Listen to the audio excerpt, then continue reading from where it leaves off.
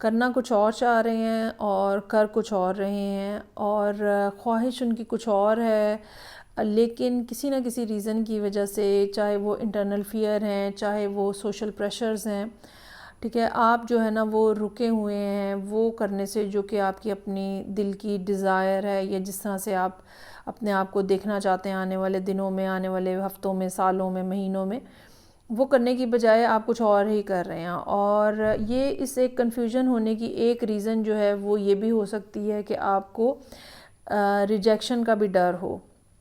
ये भी एक ऐसा फैक्टर हो सकता है जो कि आपको आगे बढ़ने से रोक रहा है, क्योंकि यहाँ पे एम्परर का कार्ड मौजूद है, जहाँ पे ईगो का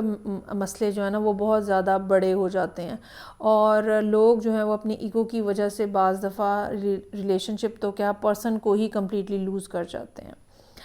तो यहाँ पे ऐसा महसूस हो रहा है, यहाँ पे